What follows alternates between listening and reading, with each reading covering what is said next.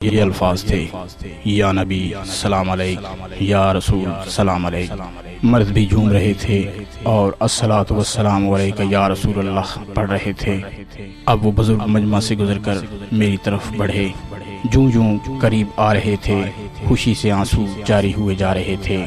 دیکھنے کی خواہش ہے لیکن نظر اوپر کو نہیں اٹھتی، نور ہے جسے آنکھوں کو دیکھنے کی تاب نہیں، نہ دیکھوں ارمان رہے اور دیکھوں تو جان جائے۔ یہ نہر لال باغ کے قریب ہی واقع ہے۔ ان دنوں جب سرکار گوھر شاہی لال باغ میں چلہ فرما رہے تھے، اسی نہر کی روانی کناروں تک تھی۔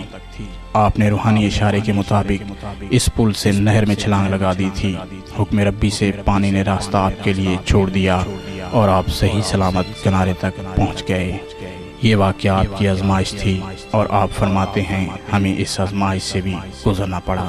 نہر کے پاس سڑک کے کنارے یہ چائے کے اس ہوٹل کے نشانات ہیں جہاں سرکار گوھر شاہی اکثر چائے پینے کے لیے آتے تھے۔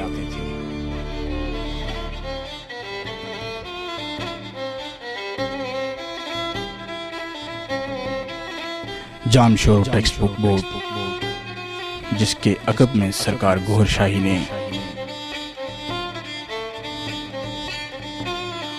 اس جگہ جھونپڑی ڈال کر ذکر قلبی اور آصف وغیرہ کی دم کا سلسلہ شروع کیا۔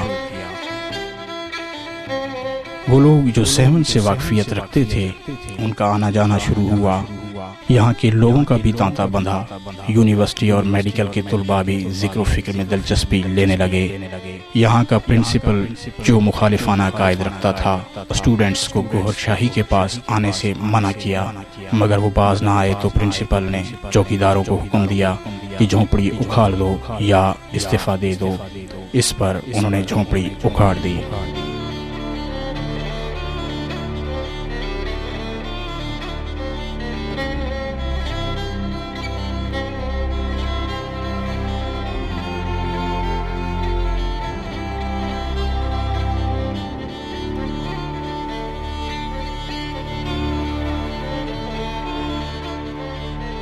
لطیف آباد، حضرت شاہ عبداللطیف بھٹائی کے نام سے مشہور حیدرآباد کا یہ علاقہ، جہاں 88A بریلی کالونی کا یہ گھر جس میں سرکار گوھر شاہی رہائش پذیر ہوئے، ڈاکٹر عبدالقیوم جن کا انتقال ہو چکا ہے اس گھر کے مالک تھے۔ سرکار گوھر شاہی اسی جگہ 1989 رمضان شریف کی ابتدائی تاریخوں میں تشریف لائے تھے اور آتے ہی فرمایا تھا کہ 5-6 سال گزر اوقات ہو جائے گی۔ اس کمرے میں سرکار شاہ صاحب کی اہلیہ اور بچے رہائش پذیر تھے اور یہ کمرہ سرکار کے زیر استعمال رہا۔ مرحوم مشتاق ملنگ جو کہ لال باغ 7 سے ہی سرکار کے ساتھ رہے اور سب سے پہلے ذکر قلب حاصل کیا، انہوں نے کچھ اینٹوں کا بندوبست کر کے کمرے کی بنیاد رکھی۔ شروع میں کمرے پر ترپال کا سایہ کیا گیا، بعد میں ٹین کی چھت اور پھر کچھ عرصہ بعد پختہ چھت کا بندوبست ہوا جو آج تک موجود ہے۔ بعد نماز اثر سرکار شاہ صاحب اس کھڑکی کے پیچھے بیٹھ کر مریضوں کو دم فرماتے، ان کے مسائل سنتے اور پانی بھی دم کر کے دیا جاتا، جس سے بہت سے لا علاج مریض شفا یاب ہو جاتے۔ یہ سلسلہ آج بھی جاری ہے۔ اسی جگہ انجمن سرفروشان اسلام کی بنیاد رکھی گئی جو 1989 میں 4 افراد پر مشتمل تھی اور بعد میں پورے پاکستان میں اس کے مراکز قائم ہو گئے۔ یہیں پر آپ نے مینار نور، تریاق قلب، روحانی سفر جیسی مایا ناز تصوف پر مبنی کتب تحریر فرمائی۔ مرحوم قیوم بھائی کی یہ موٹر سائیکل ابتدا میں مشن کی فروغ کے لیے سرکار شاہ صاحب کے زیر استعمال رہی۔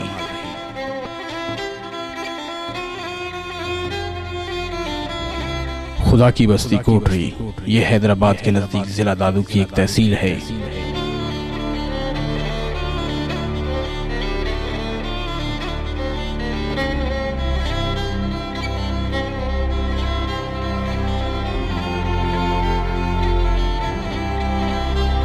جہاں سرکار گوھر شاہی کی رہائش گاہ ہے جو کہ ابتدا میں بطور آستانہ کے استعمال کی گئی۔ مرکزی اعتکاف اور سالانہ 11ویں شریف کی ابتدا بھی یہیں سے ہوئی۔ المرکز روحانی انجمن سرفروشان اسلام انٹرنیشنل۔ خدا کی بستی میں اس پہاڑی پر موجود اس آستانے کی ضرورت اس وقت محسوس ہوئی جب سرکار گوھر شاہی کے روحانی مشن کا دائرہ کار پاکستان سے نکل کر بیرونی ممالک تک پھیل گیا۔ سرکار شاہ صاحب کی رہائش گاہ سے آستانہ یہاں منتقل ہوا۔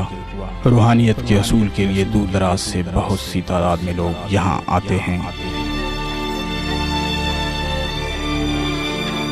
یہ لہلہاتا پرچم دور سے ہی اس آستانے کی نشاندہی کرتا ہے۔ آستانے کے مرکزی گیٹ سے اندر داخل ہوتے ہی آستانے کی وسیع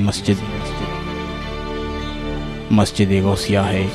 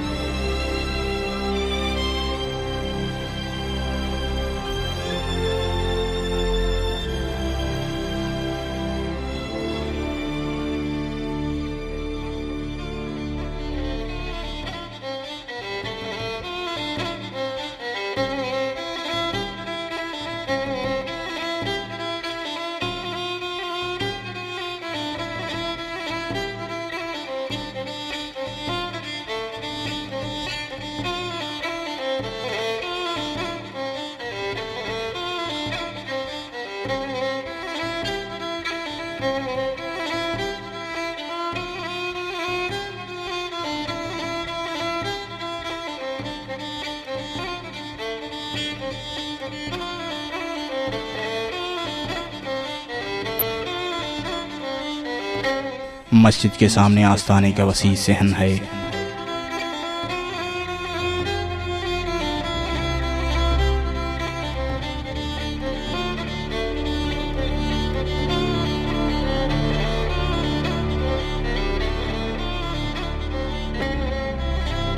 صحن کی دوسری طرف مسجد کے مقابل روحانی مدرسہ ہے، جہاں جدید علوم کے ساتھ شریعت و طریقت کی تعلیم بھی دی جاتی ہے۔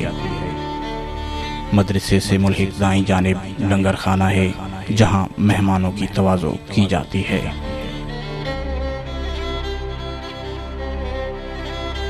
مسجد کے دائیں جانب آستانے کا یہ حصہ خواتین کے لیے مخصوص ہے،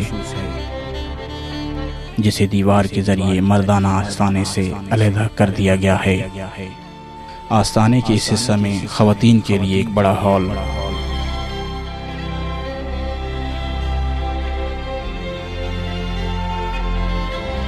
وضو خانہ اور سامنے سرسبز وسیع لان ہے۔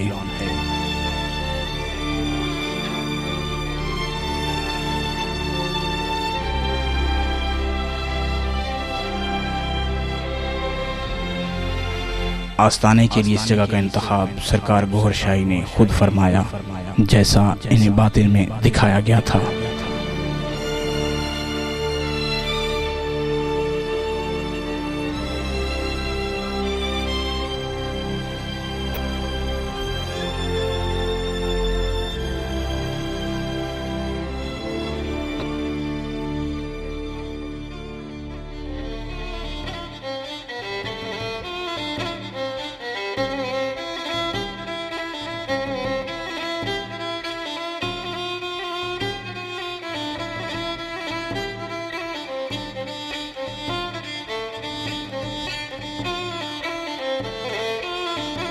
آج حضرت سیدنا ریاض احمد گوھر شاہی کی ذات والا صفات کسی تعارف کی محتاج نہیں۔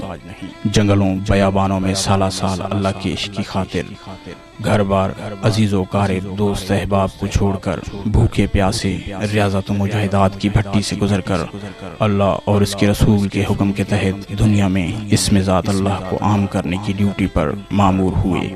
آپ نے اللہ کے اس پیغام کو عام کرنے کے لیے دور دراز کا سفر طے کیا۔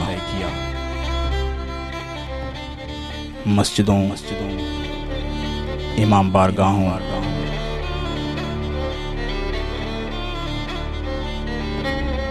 گرودواروں،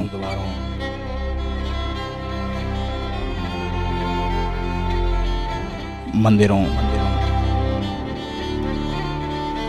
گرجا گھروں میں اس تاریخ ساز خطبات کے ذریعے اللہ کی محبت کی روحانی فیض سے لاکھوں مردہ قلوب کو اس میں اللہ سے زندہ جاوید کیا۔ آپ کے سادہ مگر جامع اور فرقہ